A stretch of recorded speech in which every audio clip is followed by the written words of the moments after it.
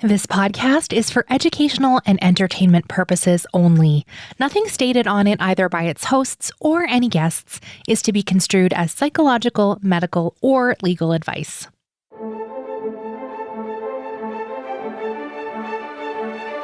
You are listening to Adoptees On, the podcast where adoptees discuss the adoption experience. I'm Haley Radke. Today, I'm so excited. The author of our April book club pick, Bastards, is here with us. Mary Anna King was one of our very first podcast guests almost 6 years ago now on Adoptees On. But today, we are going to discuss the challenges of being a kinship adoptee. Things that are often overlooked, like estrangements and other conflicts that can force children to be unfairly used as weapons. We also talk about what it feels like to be a generational trauma cycle breaker as Mary is expecting her first child. Make sure you listen to the end of the episode where I will tell you all about how you can join us for our book club discussion with Mary later this month. We wrap up with some recommended resources, and as always, links to everything we'll be talking about today are on the website adopteeson.com. Let's listen in. I'm so pleased to welcome back to Adoptees On, Mary Anna King. Hi, Mary. Hi, Haley. I'm so excited to be back. Okay, so you've been on the show. This is your third time on the main feed. Yep. But you've been on off script on Patreon a few times as well. And to prep for today's recording, I'm going to tell you, I went back to listen to episode 7, which is your first appearance. Oh my goodness. And I listened with great trepidation because I was a baby podcaster. It was like 5 years ago. And you were like the first big published author I got to interview. And I remember being super duper nervous. Oh my goodness. I was so nervous. The shocked look on your face is so cute. Okay. And I was like, oh my gosh, I hope it wasn't bad because I'm going to tell people to go there to listen to your story. But you know what? It was okay. We did pretty good. I was like, baby podcaster Haley, I did okay, even though I was super nervous. Yeah. No, I felt like I was in excellent hands with you. I'd listened to a few of the episodes before. I can't even remember how we connected. Oh, gotta be Twitter. Yes, it has to be. I'd heard some of the episodes before you even reached out. And so I was really excited to be on it because I had sort of come out of the fog as I was writing the book. And so, I mean, goodness, I haven't listened to that first podcast either. I probably should have, because I feel like I would feel very much like a baby adoptee, like just coming out of the shell and peeking through. Like, this is the wide world of the adoptee community. No, I was really proud of us. I feel like we gave a full view of all the sides of adoption. So I'm going to ask you to just share briefly about your story. And if folks want to get a little deeper dive on that, they can listen to that episode. Or we had an episode where you and your sister were on and we talked about being siblings. And both of those conversations, we really focused more on reunion, Mm-hmm. And so I think our conversation today is going to go a little bit different. But do you mind just sharing just a brief little overview of your story for folks that are new to you? Yeah. So I'm Mary Anna King. I'm a kinship adoptee. I'm also one of 7 biological siblings that were separated by adoption, adopted by 5 different families, and we grew up apart. And my first episode that I did with Haley was right after my memoir came out, which is the true story of how my siblings and I got separated and how we found one another again. Let's just start with kinship adoptee. And what does that mean? And I understand that there is kind of this, I'm going to say stigma in adoptee land that if you knew who your parents were at some point or you knew who your family were, then that quote unquote doesn't count as being an adopt. Like there's that. Is that true? Yeah, there's something there. there sometimes is that feeling of not being a real adoptee, quote unquote, which I think is right. I always find that so fascinating because, of course, the word real is such a big word for so many of us. But yeah, I was recently talking with one of my sisters, and it came up in the conversation that she realized that she had filed me and our other biological sister, Becca, the first Rebecca, away as semi-kept because we had remained within our biological family. We were adopted by our grandfather and his second wife, so our grandfather and step-grandmother. And that she had always realized that she had sort of filed us away as kept in some way. And we had a deeper conversation about that. And I really started thinking about keptness and kinship, because in a lot of ways, yes, I did know my biological parents. I knew who they were. I knew quite a bit about my first mother's family because I was adopted by her biological father when I was 10. But there was still this narrative of not knowing a lot. I didn't know very much about my biological father's family. And that kind of turned up to surprise my sisters and I just in this past year. We thought we knew a lot about our biological family, and turns out we didn't know the medical history on our father's side, our birth father's side. And there was a long history of early onset breast cancer. And we learned about that when my sister was diagnosed with breast cancer at the age of 38, which I think a lot of adopted people can relate to. That sort of shocking medical discovery that you didn't realize was lurking in your DNA. So in that way, we do share a lot of narratives. And I should say that my sister went through chemotherapy. She just had a single mastectomy. She's got a very good prognosis, and it looks like everything's going to be fine. They caught it early. But yeah, there are some narratives that maybe as a kinship adoptee I don't share. But there are several narratives that do overlap between kinship adoptees, foster adoptees, older child adoptees, and even newborn adoptees. I mean, you have this very brief history of being connected to your biological parents. And I know that you kind of kept in touch with your biological mother, but it was really infrequent, right? And by letters, and there were a couple of factors, right? Poverty being one, the main one. Poverty was a huge factor, yeah. And so having stability, and in your memoir, it's like air conditioning. It's like, whoa, they're rich because there's air conditioning here. Yes. Oh, that was huge for me.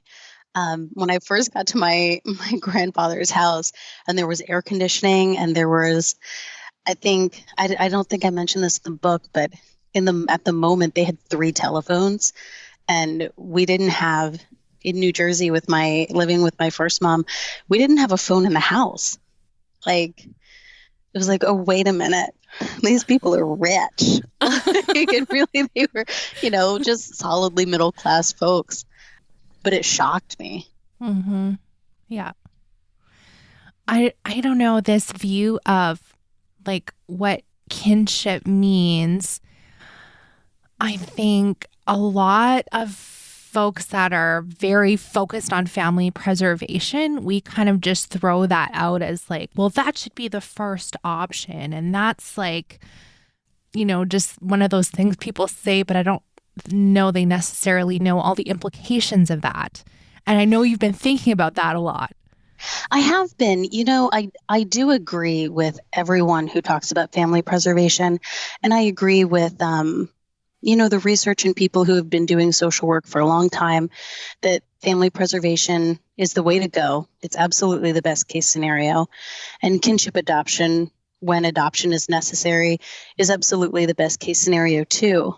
But that doesn't mean it's without, that doesn't mean it's a panacea, right? It doesn't cure everything, because I think that once adoption is on the table as a viable option to preserve a child or preserve a family, something has already gone terribly wrong. And even in an extended family where adoption has become a viable option for this child or children, there can be estrangements within that family that have led to that dynamic. So in my case, my biological mother was very estranged from her father. Before I was sent to live with him, she had run away from his house when she was 17.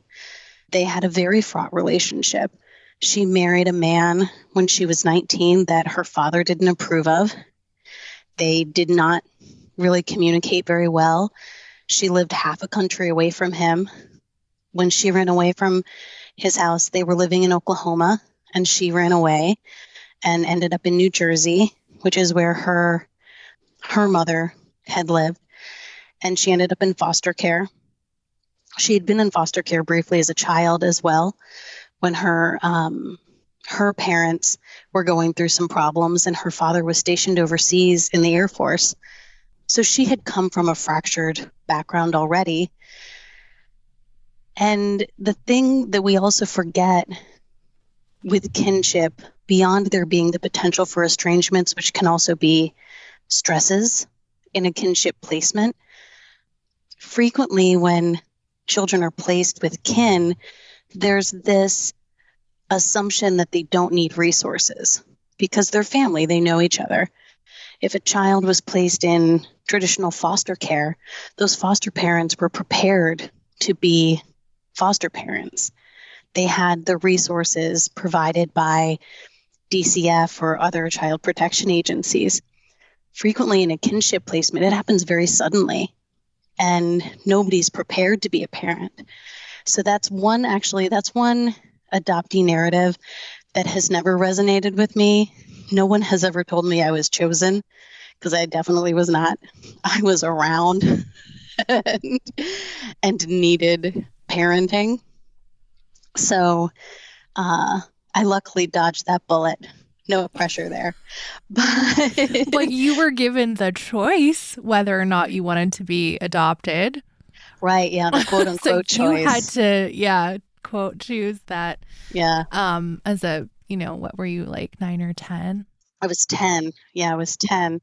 And that was something too. I carried that with me for a while as a young person, that I had chosen this. And it really took me, into my 30s to let go of that feeling that I had sort of saddled myself with these adoptee issues, that I had chosen this for myself. So I couldn't be, I couldn't be ungrateful. I couldn't be critical of the situation because I had chosen it. And then I was talking with my therapist, which I recommend every adoptee do. And she pointed out to me, she said, "Do you really think a 10-year-old can choose something that big?" And no one had said that to me before. And I thought, oh, of course not. Like, a 10-year-old can barely choose what they want for dinner half the time. So, oh yeah, if you think about consent and what that really means, informed consent, you have there's no concept of really what adoption means. And I can see that that feeling of, there's not really a choice. And you made this funny quip in your memoir about your sister saying, well, if you don't choose to get adopted, then I'm going to be your aunt, because she was getting adopted. Yeah. So like, for the 10-year-old, well, you can't have that over me. Of course not. No, she would be insufferable. Yeah. So I definitely see that. That's interesting that it took you till adulthood to see that as not really a choice per se. Yeah. So for the thing about supports, I think that is so important. And, there's so many families where informal kinship placement kind of happens, that there would be no government involvement whatsoever or financial aid or any of the supports, like you were even just talking about parenting, because it had been a long time since your grandfather had kids in the house. So what would have been like ideal? I don't know. What if you're like, oh, if we had had these things in place, maybe things would have been even better for us? Yeah, I think definitely some continual follow-up with sort of family counselors would have been incredibly helpful, because we were also dealing with a huge generational divide. My grandparents came from the silent generation, and their children were my birth mom was, I think, cuspy Gen X. Like she was very much a free spirit, but then there's us, and we were millennials. Like we were dealing with, computers coming online and the internet becoming a thing. And I mean, this is dating myself, pagers before smartphones even. So, and social mores had changed dramatically since my grandparents had been parents. My grandfather was in the Air Force, and so he hadn't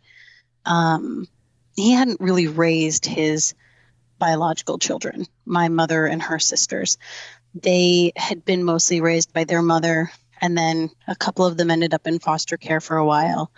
And then when my biological mother turned 12, she wanted to live with her father. And she had, at that point, a perception that I think a lot of adopted people would even relate to. She had this fanciful idea of what living with her father would be like. And he was a guy who had never really raised children, let alone a 12-year-old who had been through traumatic circumstances. He had married Mimi, his second wife, who became my adoptive mother. He had married Mimi by then. And Mimi had a daughter who was, so self-sufficient. She was incredibly independent. She was really smart. She had been no trouble at all to raise. And Mimi had raised her as a single mother in the 40s and 50s and had not been a parent for decades herself when my birth mother came into her house. So it was a really fraught situation. And they didn't really get along with one another, and they didn't know how to become a family. And in that era, this was probably early 70s, it wasn't something you really could easily get help for, to say, I'm not bonding with my kid. I don't know how to parent. I don't know what to do here. It was just discipline. Like the kid is acting out, like you need to make her act right. So, no wonder she ran away. But when it came time when she needed someplace for my sister and I to go, she chose her father and stepmother's house because they had the most resources. And none of those divisions, none of those fissures had ever really been healed. And so there is something that can happen in kinship placements that we actually saw in the book club last year when we were reading Hey Kiddo, the Jared Krasoska graphic novel, where there are scenes in that graphic novel, and there are scenes from my own life where the grown-ups who have unhealed wounds between them have a tendency to use the children as weapons to hurt one another further. I remembered in the Krasoska book how his mother, when she was assigning guardianship for her son, she refused to sign over guardianship to her mother. She would only assign it to her father because she wanted her mother to know that she didn't trust her. And in my family, my brother had come out to Oklahoma with us when we went and didn't get along with my grandfather and step-grandmother, and ultimately went back to New Jersey. But my grandfather would not release custody to our birth mother. He would only release custody of my brother back to our birth father because he wanted to punish him for not parenting us. And even I was probably 8 or 9 when that happened, I thought, what a terrible thing to do. But had there been a family counselor, had we been mandated to go to something like that or have someone check in with us in our home, I think those things would have been avoided. It's an interesting thing that I hadn't really considered before, how the impact of all the adults in the situation, especially in something like yours where, you know, I think we may have touched on this a little bit in your very first episode about how no one had offered your biological parents support. It was always like, oh, well, we'll just take the kids. Like, that's the help, is to remove the children, not give resources to the original family. And so thinking about that and this power dynamic still, like, well, will you take the kids? But then she lost all power and decision-making and access, potentially. You know, maybe she wanted more access. So it really impacts your relationship. You know, that's really painful to think about. Like, the people you love using you as weapons or access as weapons. And I'm sorry. Yeah. It's so, when I think back on my childhood, it happened so fluently. It happened so seamlessly. It was such a reflex from the adults, it seemed like, to sort of I hear from friends whose parents were divorced and are going through custody battles and things like that they felt that way frequently between their parents, that their parents could sometimes, going through a divorce or something like that, a big fracture, again, that they could feel that their parents were sort of using the kid against the other parent. And that really resonated with me a lot, thinking about how my adoptive parents treated my birth parents. Even before the adoption, when we were just living with them and they were just our guardians. It was very difficult to feel like I had to choose sides, and I had to sort of switch between the two of them depending on who I was with and what we were talking about.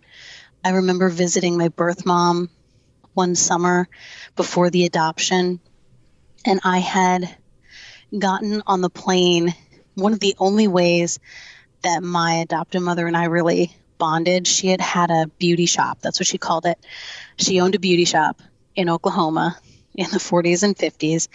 And she could set hair in curls like nobody's business. So one of the things she would do is on Saturday nights, she would set my hair in pin curls. And it was honestly one of the only times that my adoptive parents ever touched me, was when she was doing my hair. And so, of course, as a little kid, I loved that. Even without the words to be able to say it, I was able to sit through having my hair set in pin curls, and my sister who felt much more secure in their connection, was like, no, I can't, like, forget it. My hair is going to be stick straight. So I was going to New Jersey to visit my birth mom, and Mimi had set my hair in pin curls the night before. So I had this, like, it was almost like Shirley Temple hair, because my hair really took the curl. And I remember getting off the plane, and my birth mom, I'm sure she had a triggered reaction to her own childhood. And maybe she felt like I hadn't chosen to have my hair done that way, that it was this sort of thumbprint from this woman that she had a very fraught relationship with. But one of the first things she said was, "Oh, what did she do to your hair?" And I remember thinking, oh no, I did it wrong. Like this isn't the place for this. This is Oklahoma me. This is not, I shouldn't have done this in New Jersey. So there was that pressure sometimes to sort of behave the right way, depending on who the audience was. Sure. Which parent is the parent at the time? Which one are you going to? Right. So many parents, all of them. I keep thinking back now to conversations I've had with other adoptees who reunite. And sometimes there will be siblings who are younger and were parented by the biological parents and kept, who will say things like, oh, I wish I had been adopted, like if the situation wasn't good or whatever kind of circumstance it was. And so your family's a really interesting, I'm sorry to say this, case study, right? It is a case study. Because you have a brother that wasn't ever adopted. He was with your grandparents for a little bit and your step grandma, but then went back. And then your second, just the step down sister from you, right? Right. Was with them for longer because of a health issue. Yeah. And then you went. So that's why you said a little earlier, you were like, she probably has a more secure attachment with them. Yeah. And then you were adopted. So you were both adopted as children.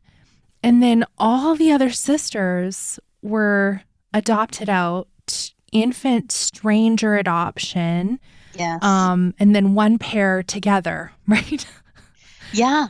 Yeah. The two youngest were adopted by the same family. Yeah. So I'm coming back to this perception of you being a kept, quote unquote, adoptee, where within your family, you have all these comparisons.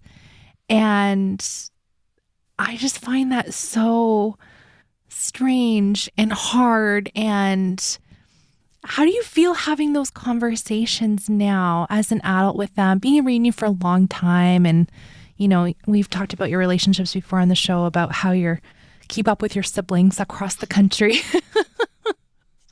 Yeah. And even your perspectives on adoption are different, because you've had very different experiences. And then, you and Beck are super into, Beck are really into adoptee advocacy, adoptee rights. And, I know there's others that don't even say the word adoption. So yeah, there's definitely a spectrum. I have to say, one of the things that has never resonated with me with the idea of kept is that it's so frequently used in the adoptee community to signify someone who doesn't get it and someone who doesn't want to get it.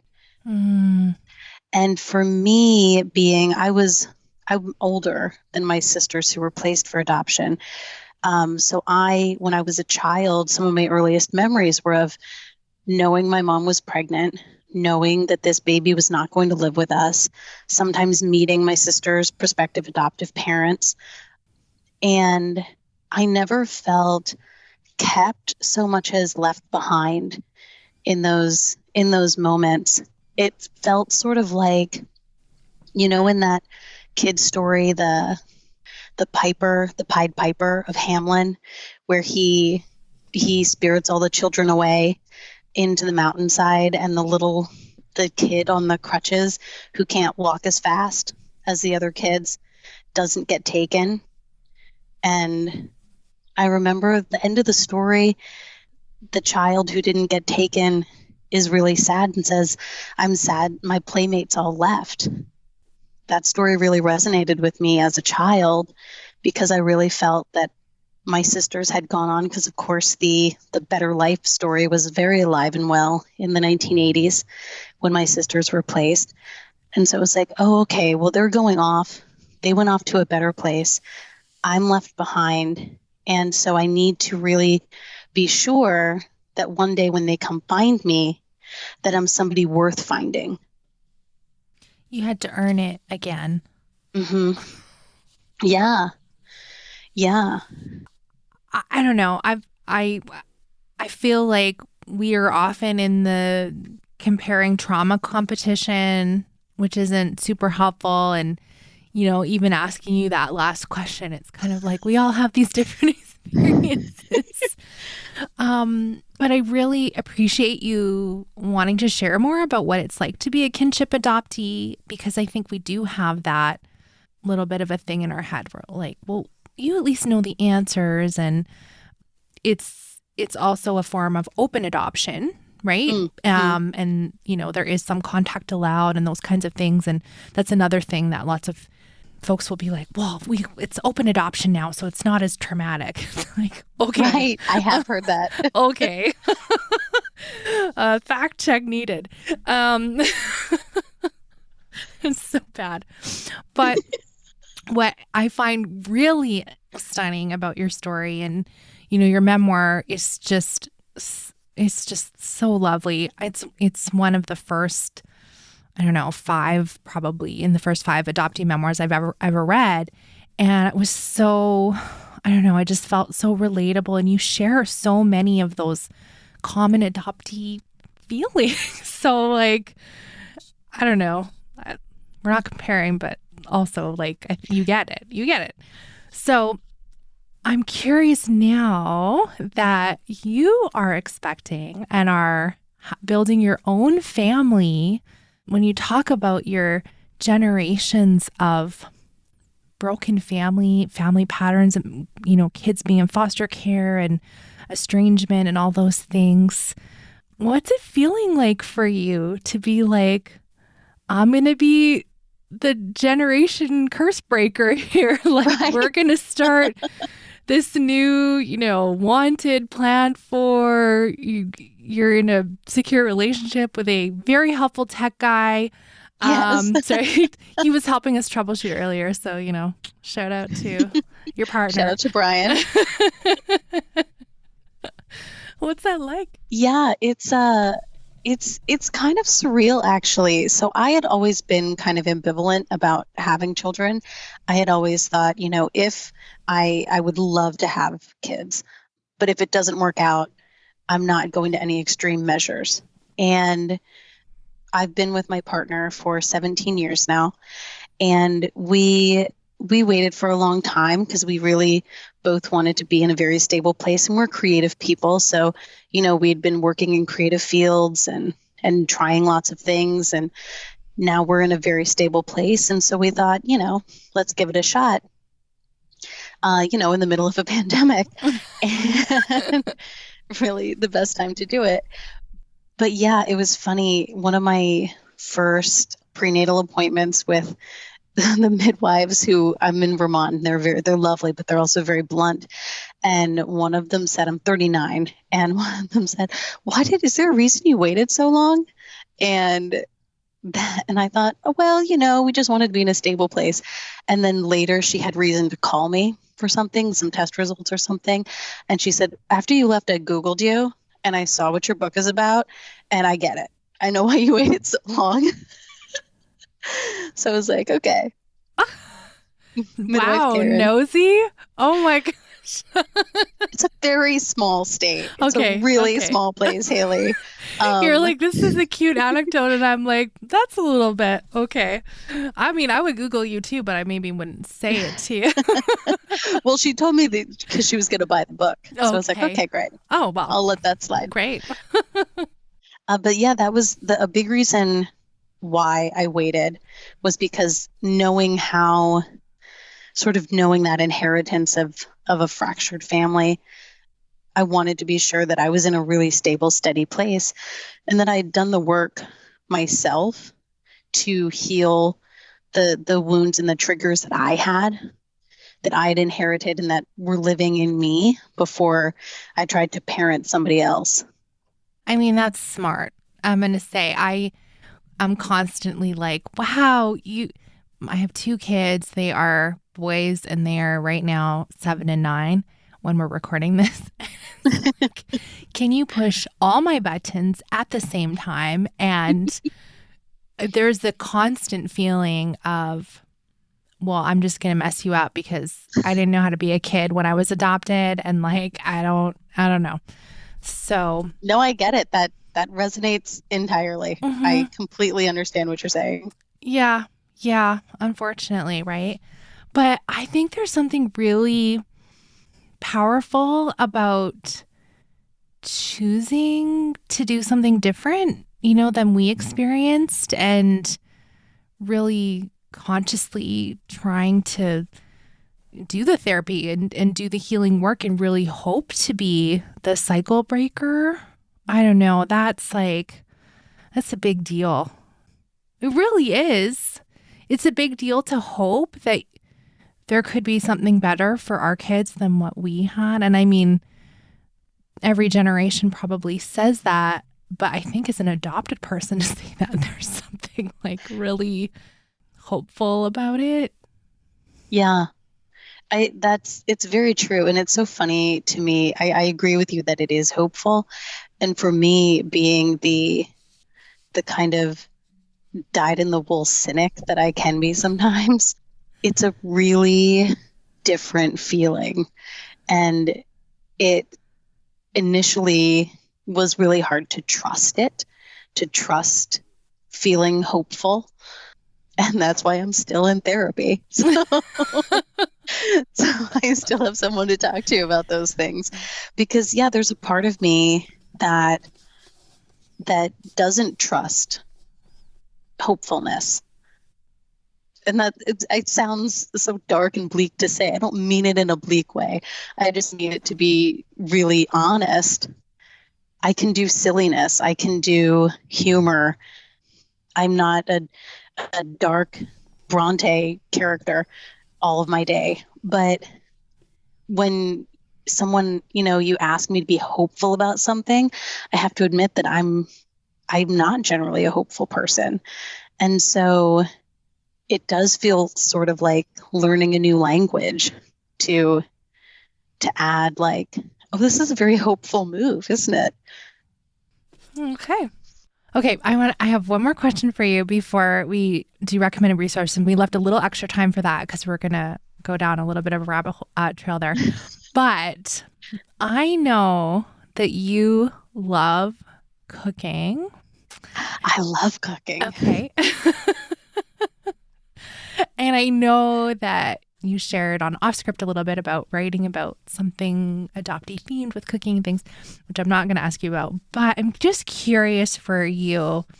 Has cooking had an impact for you on processing things? Food is so central to family, like the family dinners and those kinds of things. So I don't know if you have thoughts, if you've thought about food and adoption and what that means and your love for that.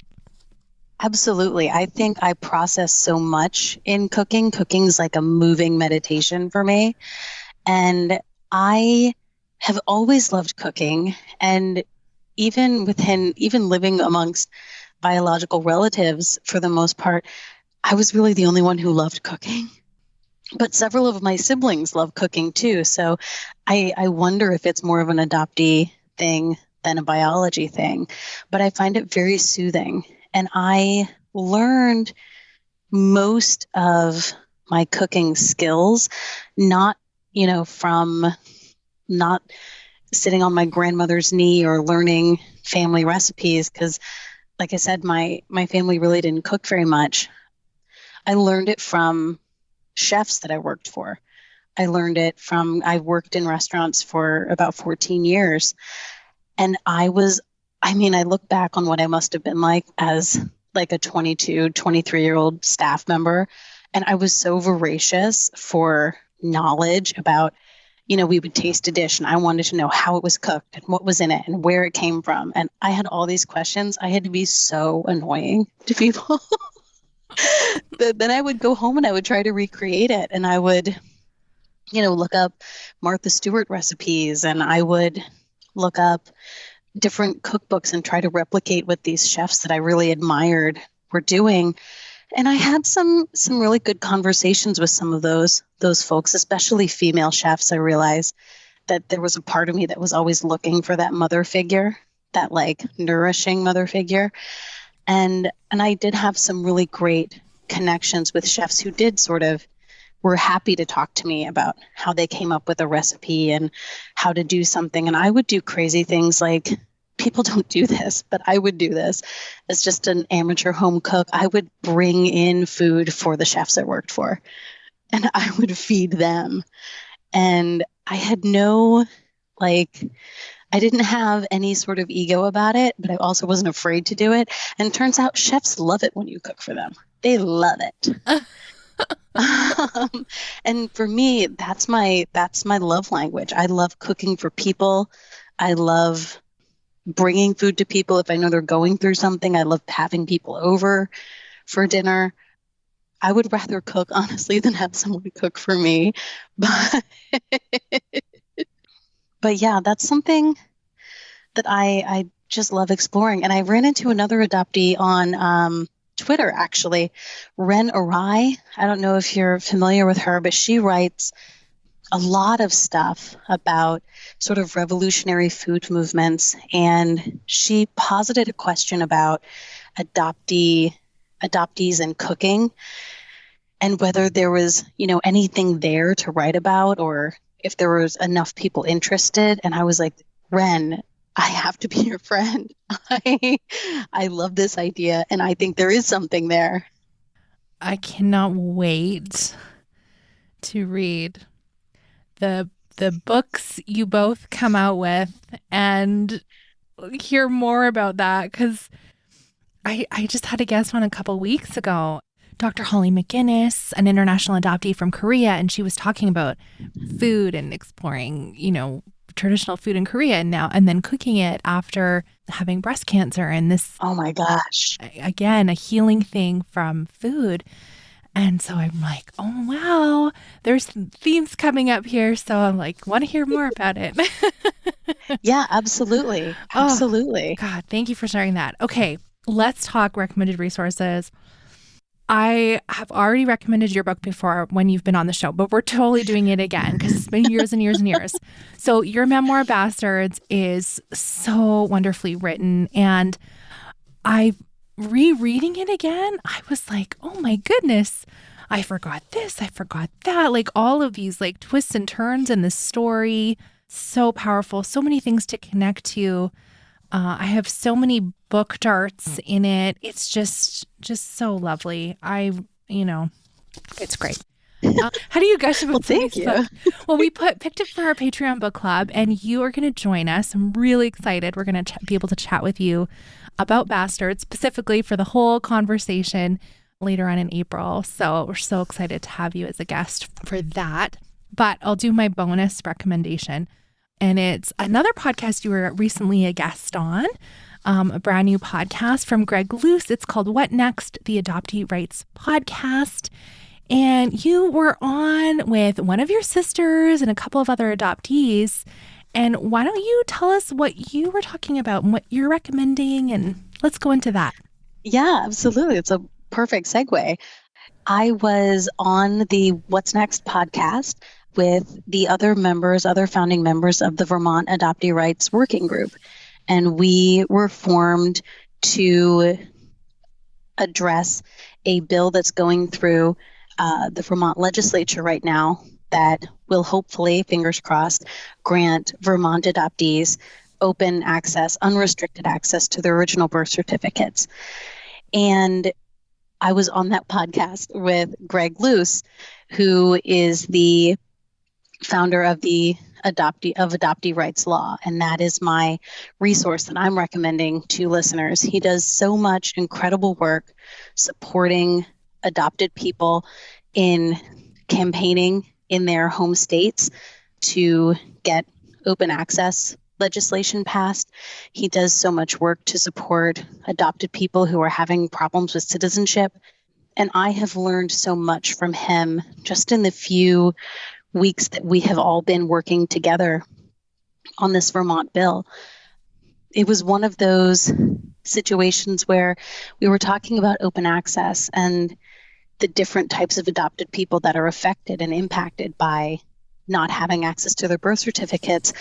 And Greg had mentioned step-parent adoptees. And I had to realize that there was a part of me talking about kinship and keptness that had really failed, had a blind spot with step-parent adoptees myself. And I would never have audibly said, if anyone asked me, oh, step-parent adoptees aren't real adoptees. But there was a part in my mind that I realized sort of filed them away that way. But talking about shared narratives, most step-parent adoptees were just like the rest of us, had no ability to consent to what was happening to them. And Greg pointed out that he's represented several step-parent adoptees that when they were adopted, they lost dual citizenship that they had from their other biological parent.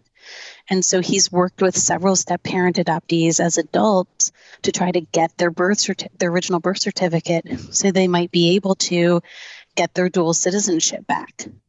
That was just something, it blew my mind. I'd never even conceived of. There's so many situations that if it doesn't affect you, so that is so fascinating. Greg was on the podcast, episode 182. Yes. So if you want to hear more of his story, you can go back and listen to that and how he is really championing adoptee rights. And I really love that he'll come alongside and help teach you what works with legislators because yes, I'm guilty of this, right? We bring in the feelings and it doesn't help with, it's just a human right. We just should know where we came from. So separating out what's helpful in testimony from what's actually worked in other countries or other states versus this hurts my feelings. Well, you get in those rooms and you sometimes hear, because it is hard, right? You're hearing sometimes people who are not well versed in adoption at all, legislators, asking these questions that are so out of left field, and they don't even know that they're even probably offensive. And it can be really, for want of a better word, it can be really triggering.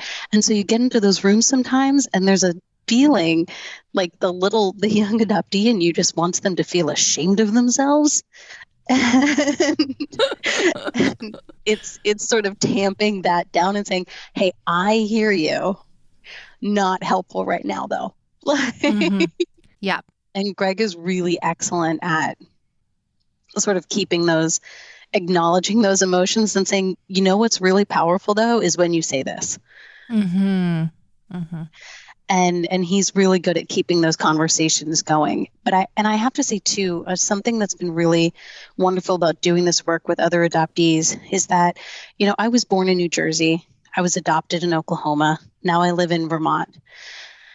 As a voter in Vermont, my voice is more relevant to the legislators here because I'm going to vote for them in their next election or not. And so I am not necessarily the impacted person. I'm not the impacted population. I'm not going to get access to my original birth certificate if this passes. But it's me sort of paying it into the rest of the adoptee community because I'm able to get my original birth certificate because adoptees in New Jersey fought to get access. And when adoptees in Oklahoma get it, it's going to be from people that are living in Oklahoma, not necessarily people who were born or adopted there.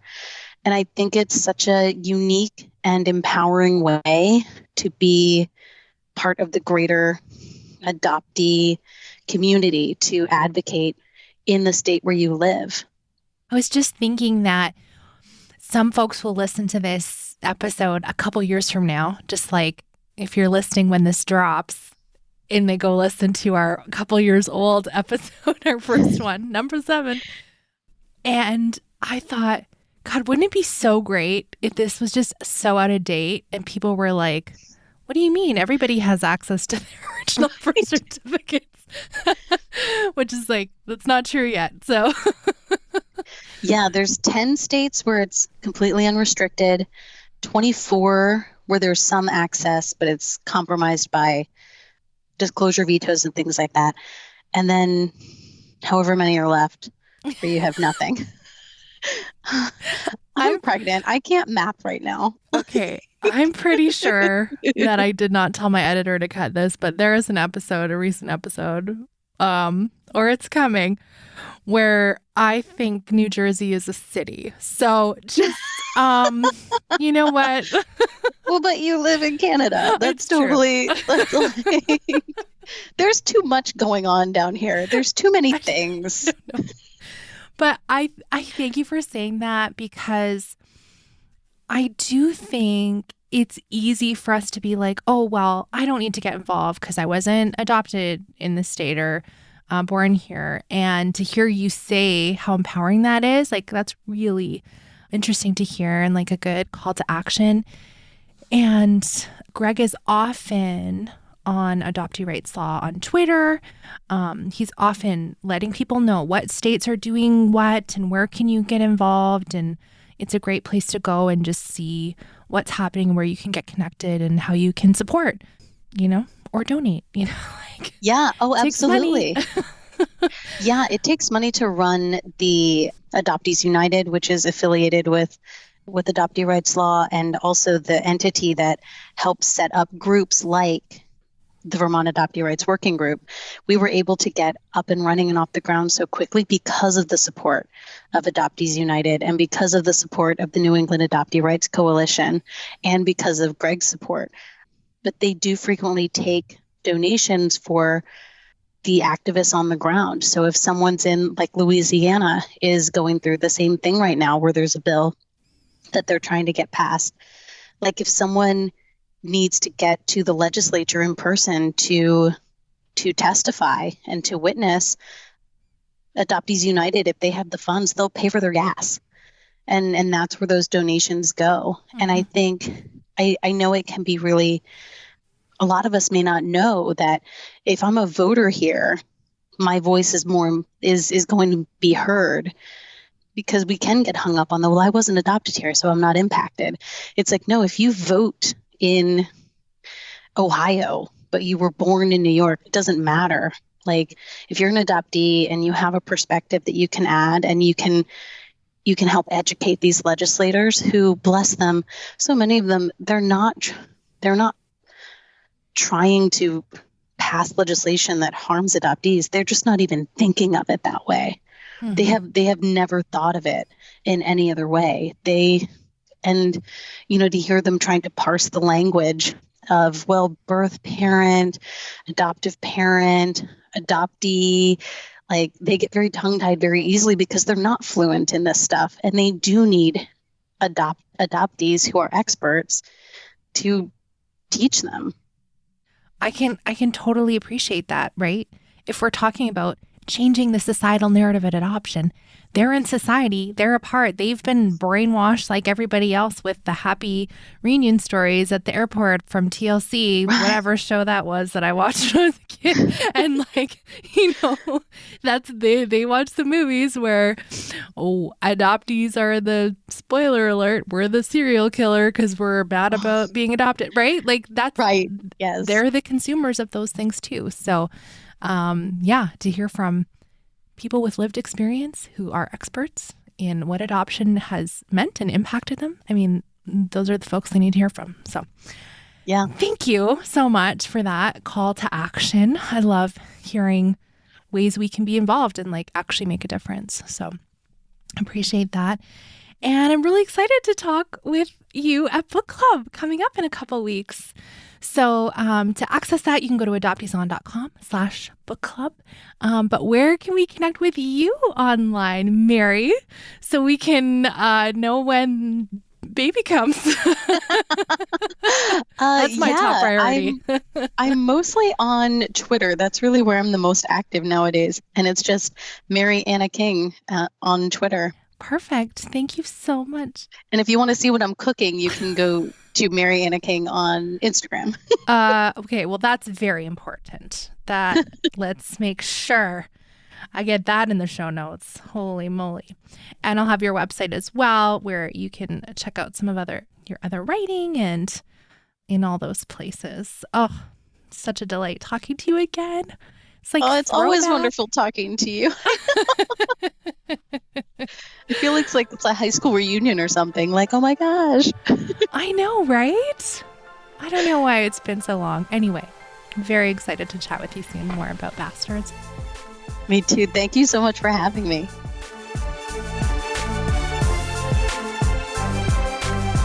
Okay, as we mentioned, Mary is our book club author for April, and we are talking about her memoir, Bastards. It is just a really, really powerful memoir, and her story, her sibling story, is very unique because you have all of these different reunions. I think we mentioned at the beginning of the show, she's experienced multiple reunions with this sibling and then this sibling, and just it's just like kind of this really extreme view into all the different ways adoption can separate sisters and a brother. And it's very complex and fascinating. And she's just such a tremendous author. I really, really enjoyed it. And I remember, I think I also mentioned this, it was one of the very first memoirs I had read. And I was like, oh my goodness, like we can tell our own story. How about that? What a concept. Anyway, I know you're going to enjoy Bastards if you haven't read it before. And if you have, I was surprised how much I enjoyed reading it again. And, you know, I consider Mary a friend. And so to reread her story with friend eyes was just like a real honor. Okay, let's talk book club. If you go to adopteeson.com/book club, you can see all the choices we've made for the year. And we are doing some live recordings. So sometimes we'll have a breakout that you can discuss with other adoptees about the book club. We are also facilitating online discussion. So there's a variety of ways to connect with the adoptee authored books that we're reading this year in 2022. And for Mary Anna's, she is coming to discuss it live on Zoom with us on April 23rd. And if you are a patron of the podcast, that means you will already have the Zoom links and the dates and everything that you need to access that particular event in your time zone. And I just want to tell you, like, they're so fun. So we do our first hour live with the author. So Mary will join us and my regular co-host, Carrie Cahill-Mulligan. We talk all about Bastards, and then we usually just hang out after. So the first hour is recorded, and that audio gets put in your Patreon podcast feed, and you can listen. It's usually up the next week or the week after, depending on editing. And then after the live recording, we just all kind of hang out on Zoom and get to chat a little more, and it's not recorded. And that's like the more chit-chatty book club section where you can come off mic and talk about your thoughts and share whatever.